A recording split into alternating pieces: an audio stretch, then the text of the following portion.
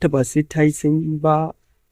Sabuwar waƙar da shahararren mawaƙin nan naku Dauda Kahutu Rarara ya yi wa Jagora Kwankwaso da shi da Gawuna don taya murna haɗin kan da suka samu a tsakaninsu don ci gaba da tafiyar da siyasarsu cikin lumana.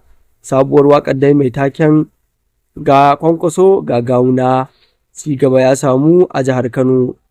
Masu saurare kafin mu kawo ga samu sabuwar waƙar nan ya kamata da idan wannan shine farkon kawo mana tashar mu ta farko mai albarka ya kamata da ka danna mana subscribing kana ka danna mana alamar ƙararrawar sanarwa don ta haka ne zai mu samu damar kawo maka sahihan labaran mu da zaran mun dora. Masauraro idan baka manta ba muna magana ne akan sahihiyar waƙar da Dauda Kahutu Rarara ya yi wa Gawuna tare da shi da jagoran nan naku wanda kuka fi sani da Rabi'u Musa Kwankwaso na haɗe kansu da suka samu domin ciyar da jam'iyyar gaba, wato sabuwar jam'iyyar da jagora ya buɗe wato mai taken ADC.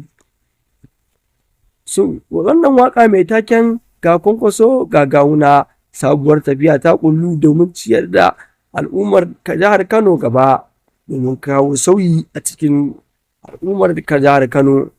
To shin masu sauraro kuna gani Gawuna zai karɓi takarar shugabancin gwamna a jam'iyyar ta ADC ko kuwa jagoran ba zai iya bashi takarar tasa ta gwamna ba?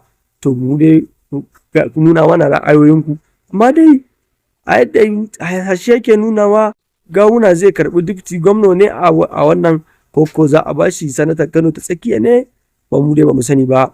Masauraro kafin da mu kai ga samu wannan waƙar mai taken ga Kwankwaso ga Gawuna ya kamata da ka danna mana alamar subscribing kana ka danna mana ƙararrawar sanarwa. Masu sauraro sai an jima, mun gode.